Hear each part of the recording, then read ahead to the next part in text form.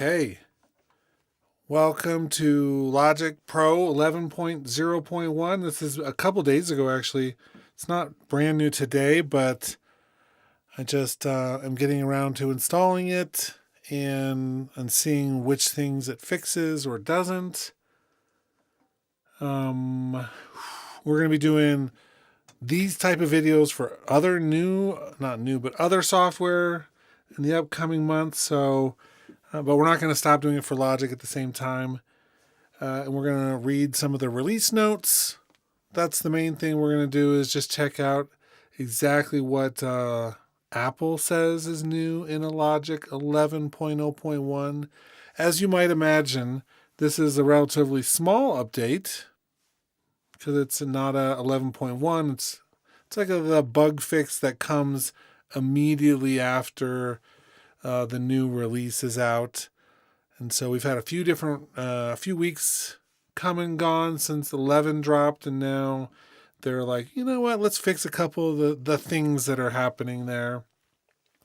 They're split into 1, 2, 3, 4, 5, 10 different categories here. We'll go through each of them and just talk about which things I've noticed that were having issues. There really aren't any new features, but certainly there's some things that they're fixing here. And a few of them I definitely ran into. In terms of performance, there's 4 things. There's the launch time when running Logic Pro and Rosetta. A number of people online were worried that because the Rosetta was going so laggy that it was going to be the end of it at some point, but seems to be that maybe they're working on making that faster. We also have performance is improved when working in Logic Pro while downloading content, although just let it download. Go get yourself like a drink or something. It's probably more likely to have issues when it's downloading anyway, but whatever. Auditioning an audio file in the file browser no longer causes Logic Pro to calculate file overviews, blocking interaction with the app in the interim. Okay, I didn't have that issue, but maybe somebody did. And then fixes an issue where Logic Pro could sometimes show unexpected disk is too slow message when bouncing regions. I didn't face that one either. So again, if you're watching this and if you're running into new issues with this version, let us know. And of course, let Apple know as well. We have 5 different things in the stability and reliability fix area. Fixes an issue where Logic Pro could unexpectedly quit unexpectedly when opening certain Logic 5 projects. When's the last time someone who's watching opened up a Logic 5 project in Logic 11? That's probably a pretty narrow group, but obviously it happened to somebody.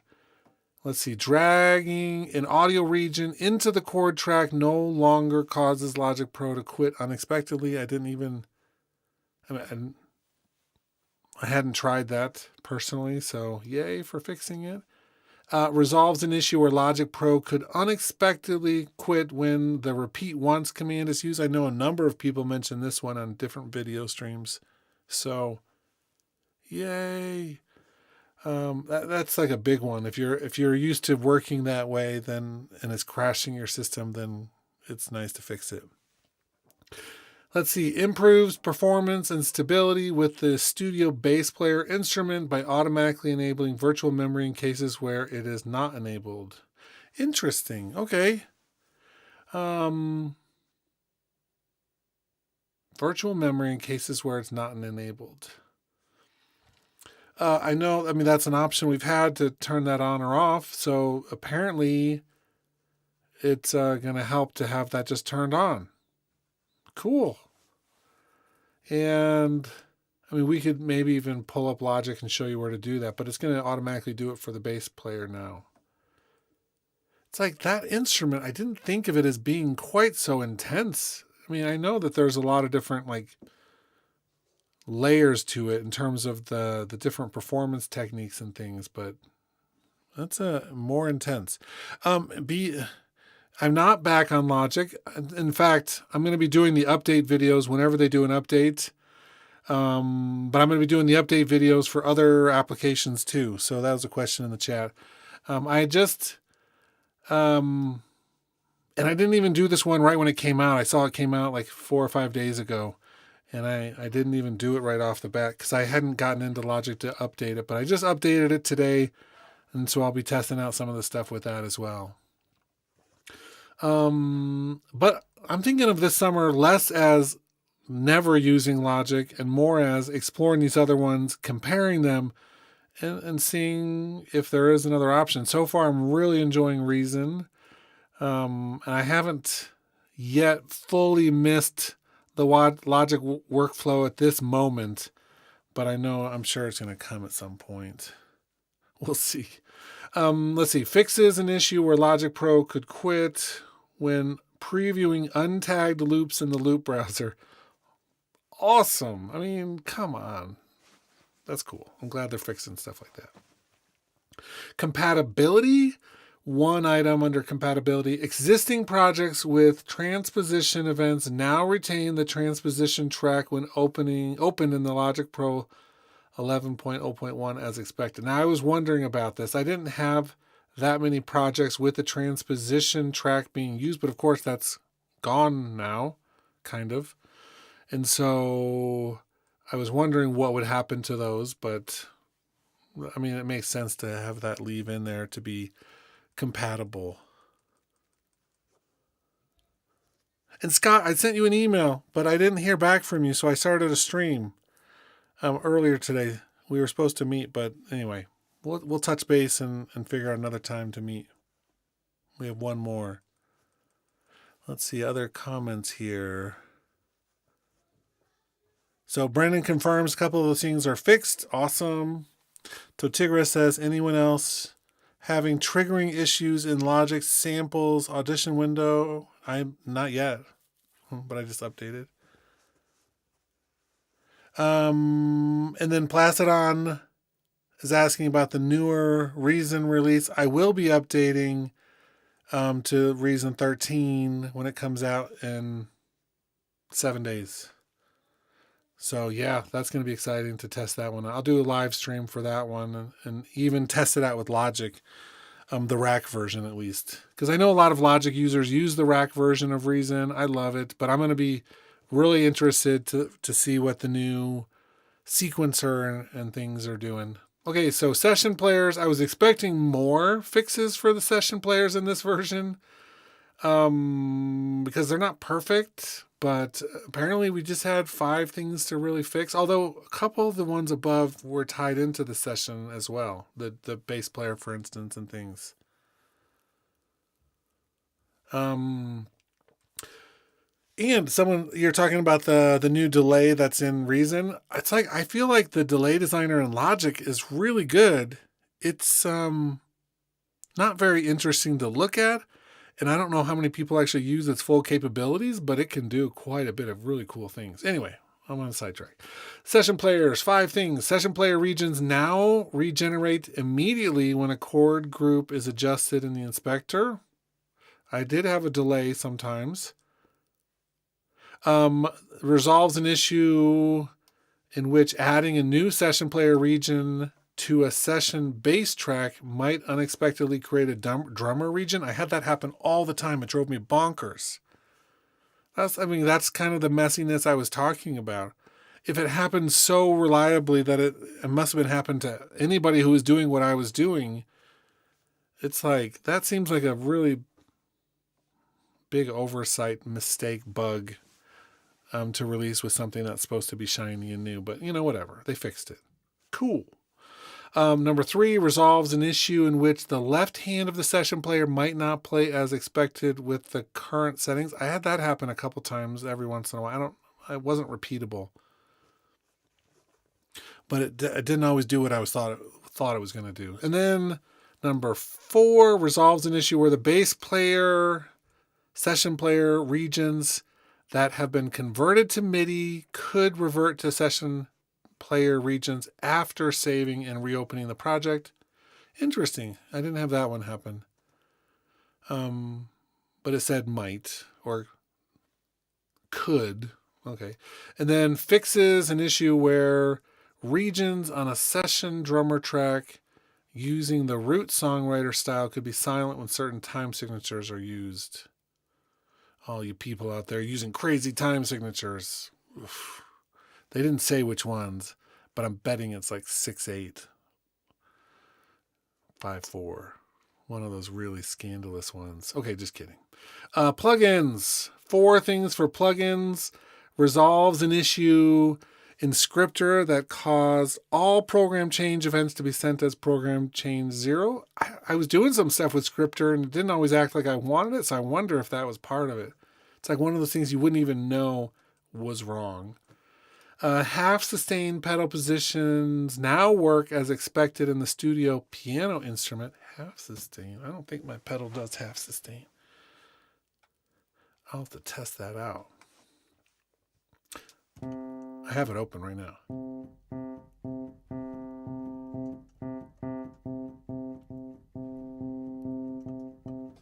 No, I don't think my pedal's like an on or off one. Huh. Maybe I could draw in that automation if I wanted to. The studio bass instrument no longer outputs hiss when the hum and hiss slider are set to the lowest value. Seems nice. Tamlin says, been having a lot of issues with third-party plugins just crashing. I get some sort of error with audio unit failed or something, and I asked if I want to recover it or quit the program. I mean, that's the thing. That's the thing, right? That's not just Logic's fault. That's it takes 2 to tango, but I don't know how open. I don't know if everyone's able to get on the beta before they release it, who are designing software, even if they want to. But I just don't know. Spatial audio, one thing. Down mix and trim settings are now correctly exported to ADM files, which means if they weren't before, great. Makes it useless. Automation. The cut time command now shifts track-based automation correctly. Okay. I hadn't run into that one. Maybe somebody else has. A few more we have. Export and bounce. So bouncing a folder in place no longer places the bounce region 1 bar to the left of the original position. That would be a surprise for some of you.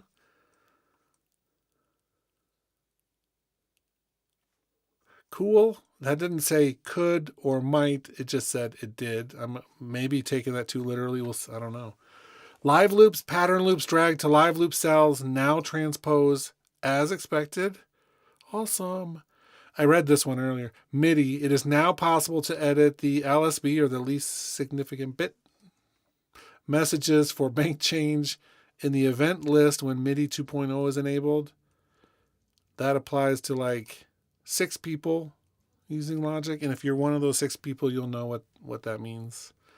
Undo now works correctly if the Smart Tempo editor is closed and then reopened after performing a beat marker edit. Cool.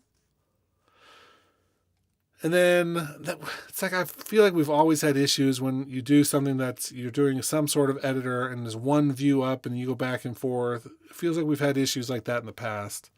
And then 3 general things. Play from selection with a marker selected now plays from the correct position in the projects that start earlier than 1111. Okay, cool. Fixes an issue where using option drag to copy a region into a new track pastes audio that was copied into the clipboard from another app. Whoa. Okay, that's nice.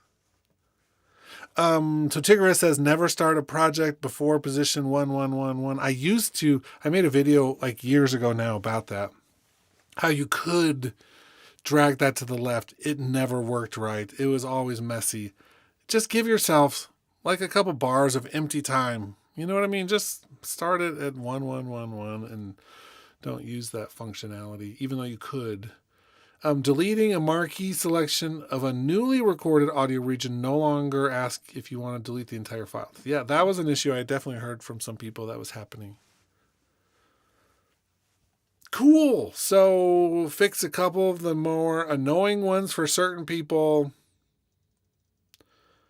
it's nice to see that they're making some changes and fixing some things.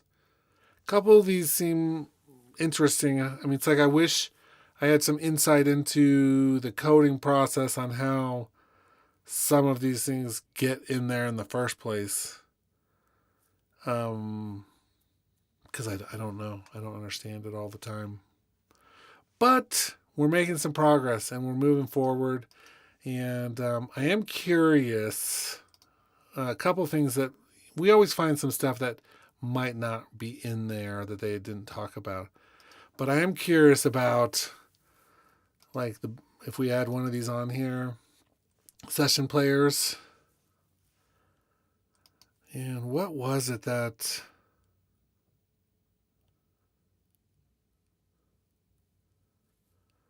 Man, it's like, what? It's going to take me a second to remember what it is I wanted to do here for a second. We could edit some of the MIDI down here. Oh, was it doing the piano roll? Oh, yeah. So they didn't change that.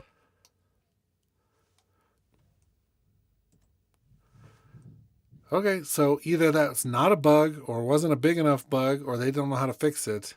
But you could still click from the session player by pushing P, changing the MIDI, and it updates it up in the top thing. It's an easy way to make some simple changes. But if you ever actually were to make a complexity change, then it goes away. So I still feel like that's a bug of some sort. I was just curious if that feature is still there, and it is. Okay. How's everybody else's use of this going? What else are you facing that you think should be addressed in an update in the near future? I'm going to do real quick just so I guess you could. They were saying you could drag audio up into the chord track, but I can't even get it to do it. Cool.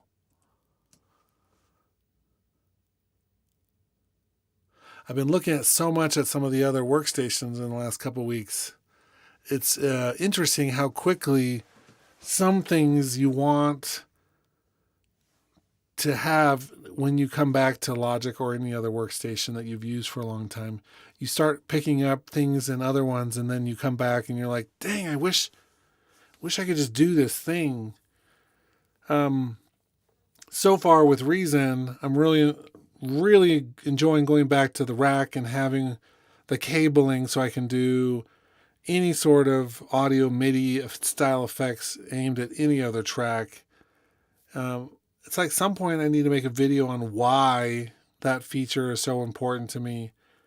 Because it's like I don't use it all of the time, but there are certain times when I'm like, oh, I wish I could do that really easily. And in Logic, we could never do it. And of course, Reason, they're getting the new update next week. And we'll see if they throw anything extra. But they've been pretty transparent about what's coming. That's the thing about this. That's one of the things. So people are like, you're such an idiot. Why are you switching away from Logic? And I'm like, well, I'm not yet switching fully. I've got open projects in here that if I ever did make the official full switch, I would probably want to still finish those songs in Logic because they were mostly done, and transferring from one workstation to another is a nightmare.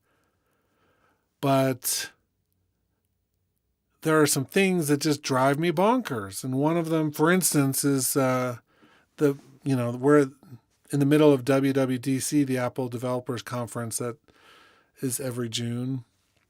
And they did the keynote yesterday, and they talked a lot about AI, but of course they're not talking about artificial intelligence.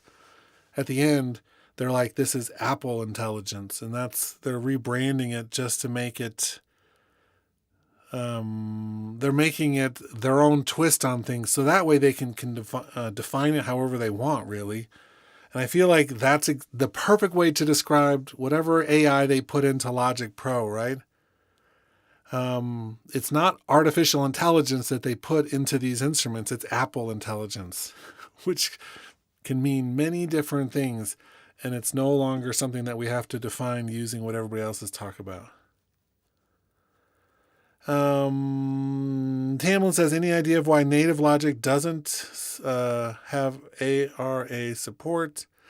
And technically, this is one of those areas that is a little bit fuzzy for me. I've heard people who know a lot more about ARA and all that talk about it, but I know some plugins that do ARA are working inside Logic. Fine. And the overall concepts work. And Logic has its own version of what ARA does with some of its own plugins. But like Melodyne keeps on pointing the finger and saying it's Apple's fault. And I don't know. I think Logic may have made it possible for them to do what they want, but Melodyne doesn't want to recode their code. I think it's all he said, she said, they said. And so I don't know if I have a good answer for the ARA thing, but if that's a feature you really want to use with like Melodyne, Logic is not the app for you, because at any moment, Logic could come out with a new version that would re-break it, even if it was fixed. Just like audio units. I mean, Apple is the one who made audio units in a way.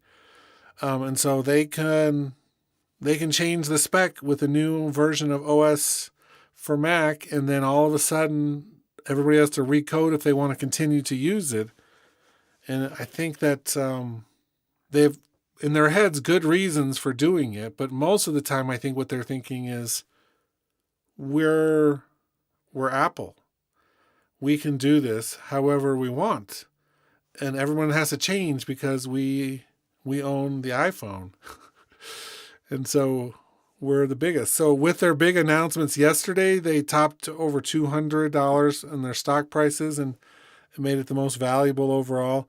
They've like split their stocks over the years. I was just reading this and it was like, if they had never split, the value of their stocks would be like $40-something thousand per stock if they'd never split them. I mean, it's just like, okay, once again, Apple proves that they can do what they want to do because they're the biggest or one of the biggest. I'm tired of that mentality when it comes to something that's software that I use and I care about. And so for me, the thing was, I want to be with a company that if I'm like, hey, this feature, this is what we really want. I want to be able to talk to them about it and understand why they're not doing it, or have a dialogue and have a support team that is helpful, not have to rely on like Apple Care and calling somebody who's just going to tell me to restart my Mac and reinstall some stuff. Whoa.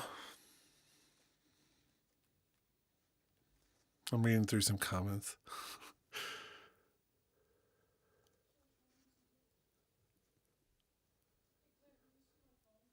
I mean, we're the end users on people whose main goal in most cases is to put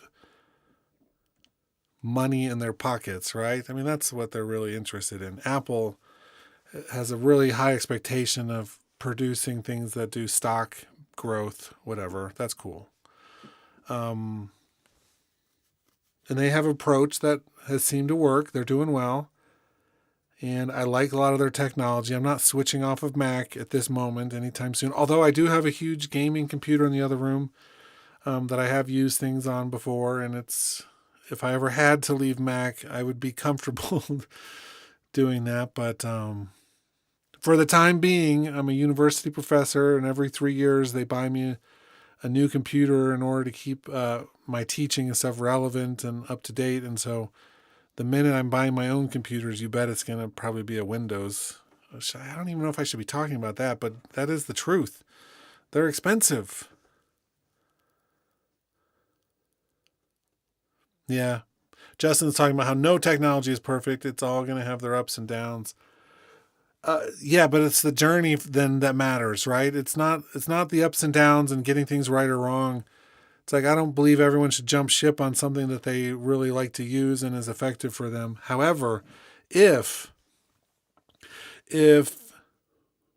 what becomes more important to somebody is the community that they're involved with, then perhaps, letting Apple dictate the music production tools isn't the best one. However, and this is one of the reasons why I'm going to continue to make some Logic content, is because my community with Logic is all of you and people who watch videos on this channel and my students and peers and friends and colleagues who like Logic and use Logic. So there's always going to be a part of me that wants to stay connected to that, because that's my group. Like, you're my people. Not Apple. But I do get some jealousy sometimes when I see other tools. And I've had a lot of gear acquisition syndrome symptoms over my lifetime. I got to a point, though, where I don't feel the need to just buy stuff because it's cool. I've gotten past that. Part of that's because my eldest children are twins and they're in college. And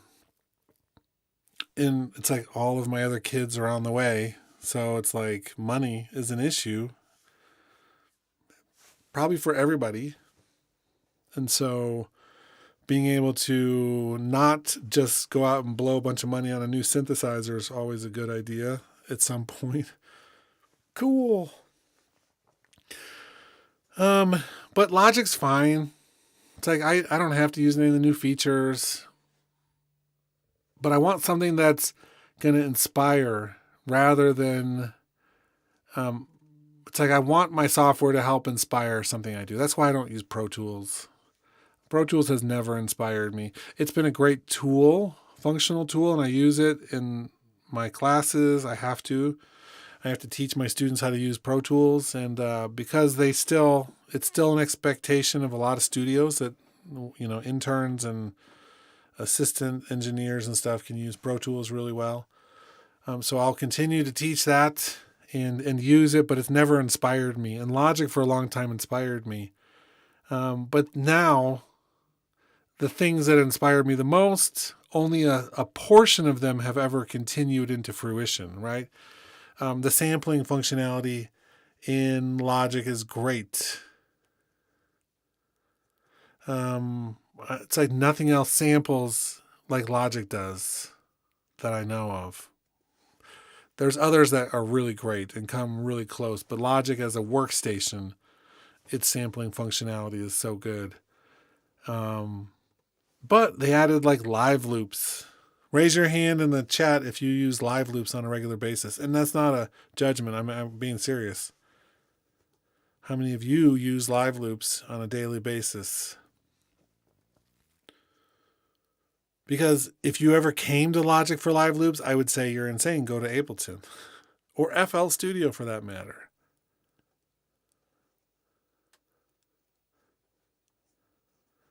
But, so they added that. I mean, they've always had like all these Apple loops, which are kind of useless. They're fine.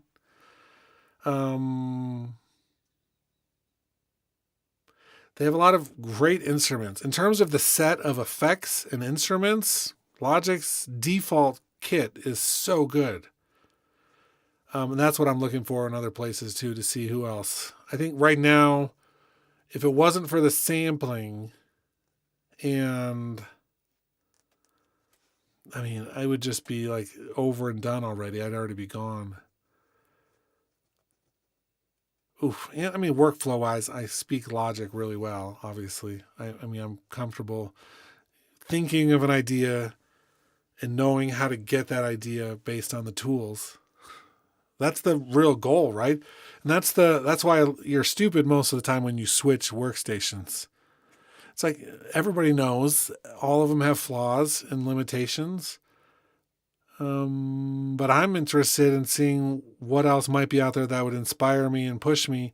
And I can be a part of the community where it's like the team that makes it wants to actually talk to us and get to know us. Not just have us, it's like their goal, maybe it comes from above the team, but their goal with Logic is always to get us to buy the next computer and the next iPad, right? Isn't that how it feels a lot of the time?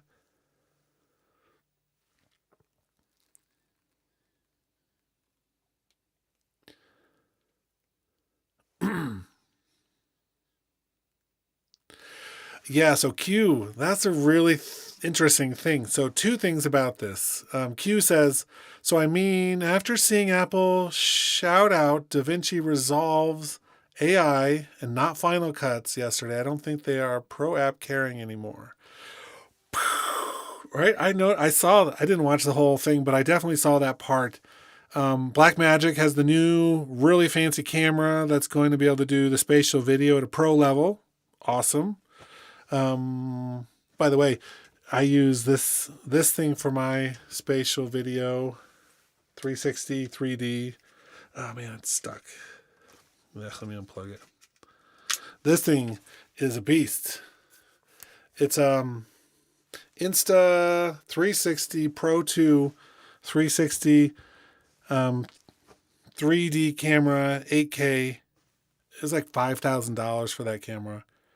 So it's still mid-level. It's not really pro. It's like high prosumer. And I love that thing.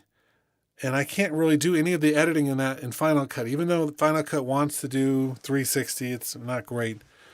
But they just like outsource the functionality to do all that stuff to DaVinci Resolve instead of its own Final Cut. Final Cut can't do what it's talking about. And either the team is like, no, we can't get that working in the timeline you want. And DaVinci Resolve was like, yeah, we'll do it. And the DaVinci Resolve loves people. I mean, it loves its customers and talks to them and is a great company. And it has full audio capabilities too, and a version that's affordable, free plus affordable for more. So it's like there's something interesting about that. They want to push all this new tech, but don't have their own tools ready to do it. So Plastidon, I do have Reaper. I own a license for Reaper, and I have to use it. I have to. So even that sentence, what I just said, probably tells you everything. It's not because it's not powerful. In fact, there's some things that Reaper does that I wish everybody could do. One of those things would be to have agnostic tracks. Meaning I could just like load on a track, any file type, any resolution, MIDI, audio, whatever, and that track just plays it. I mean, this is all object-based, non-linear stuff anyway. To not let us have that functionality is because the people who made this program are short-sighted and narrow-minded. I'm talking about Logic for the moment, right? It's like, why are we stuck in this old way of thinking about this stuff when it would be simple to do it another way? Simple in my brain. I don't know about in the actual coder's brains. Clearly not. Just like with Reason and their rack, you get to dump anything you want in there and you can attach anything to anything. They're like, I don't see the limitations that you're talking about. Dump one thing into Logic and it's like, whoa. So I use Reaper because I have a Zilia third order ambisonic microphone that I take with some of my research trips abroad. And I can record 19 channels of audio in Logic, but it doesn't know what to do with them. Reaper, I can record all of those. It's like a sphere microphone that has 19 microphones built into the sphere. And Reaper's like, sure, we can do that. Cool. So I use Reaper for that. It's on my portable setup. And I'll be making probably some videos about it here, but it's one of those ones that, in addition to being more powerful, they also had to do a ton of things differently in terms of lingo and setup. And so that part to me, I don't like to make videos about software that I can't at least move my way around it. And it took me a while to get up to speed with some of those things just because it was so different, and I couldn't just like step in and do it. But it's coming. It's coming. Q says, Ableton has beaten us to a modular mixer where you can move things around easily. Exactly. There's no reason why, Q. I don't know why. Even Reason's semi-cool yet horribly graphically interfaced mixer. Reason has a mixer that I love and hate simultaneously. But even that, you can just move things around whatever you want to. In terms of a main stage update, I don't know. They haven't really had a significant main stage update in forever. And I don't know if that's because they think it's just working so well, or the team is like, please don't make us work on main stage. It's fine. And we haven't even gotten a good Logic remote app update in a long time. And that one doesn't make any sense to me at all. If you look at, Studio One is going to be another one we're going to look at on this channel in the coming months. But they now have all the spatial audio just like Logic, the same basic engine, and their app, their remote app, you can do all of the mixing on it. Why can't we do that on their Logic remote app? It's like they want to kind of support this stuff, but I think that they're probably just putting all of the people power in other places. Yeah, CQ, I think that's what I'm seeing with all of that stuff. And I'm in talks with the Studio One people. When I wrote them a message, they wrote me right back. Geez. How awesome is that? I just want companies to talk to me and write me back. Apple's not that one, for sure. I know people. I know people who know people. I could probably get an email to somebody, but I don't know.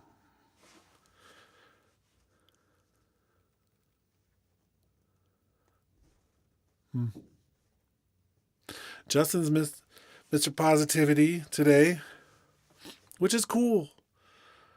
I don't disagree. I think every workstation can be used by the right people at the right time, and you can make great music. My job, though, is not always as musician. It's not my first gig. My first passion in life has not ever been making of the music. Although I do make music, and it's actually this YouTube experience has been great for me for making music because for a long time I kind of got away from it because of my first thing in life, which is teaching. It's like I'm a professional teacher. I wanted to be a teacher the minute I entered college. It's like I made every goal in my life. I wanted to be like a professor because I love analyzing, taking apart, deconstructing, reconstructing, and then sharing everything I've learned with students. I think that it's like my teaching superpower with this stuff. And so that is my passion. And so I approach some of this stuff differently than some of you. All of you, and raise your hand if you're like in the middle of a project where you're making music or recording some music. Anybody in the middle of a project or consistently have projects where you're making music, producing, engineering, performing? Every single one of you who's doing that, raise your hand in the chat, right? Because then I'm going to yell at you and say, why in the hell are you on YouTube yet again instead of working on your projects? My job is to be on here teaching. Your job should be to put YouTube down for 20 minutes and work on your project. Okay, Q says they're cooking lunch, and that's what I tell people too. But social media is such a drain on everybody's creativity. It's like, find your boundaries. You don't necessarily have to always get off and not be on here, but find your boundaries so that you set them and you focus on what's actually important instead of what isn't. And I think that that's such an important thing that I'm beginning to appreciate my own place in in the timeline of generations. My kids have it way worse because they grew up in a place where there's only been social media. And those of you who are like my age and older understand that that's not how it always was, right? And so being able to separate yourself from it and like actually know when to work away from it is a skill that I appreciate in my own life that I have, but I hope that if you're on here, you can do that. You know how to like stop. In Totigaris, quitting Facebook is so like 5 years ago. Most of my students at the university, none of them use Facebook anymore.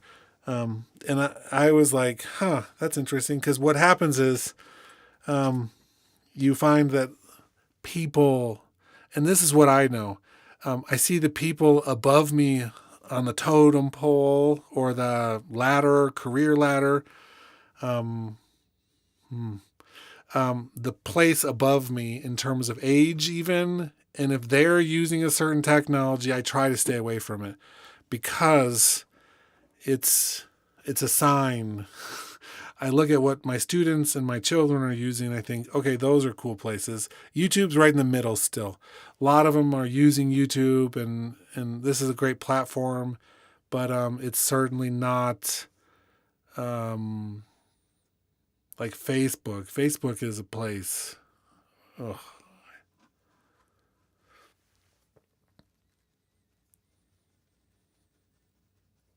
I like multitaskers. Justin, keep it up.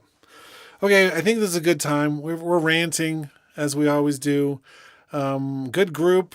Thanks for chatting and stuff.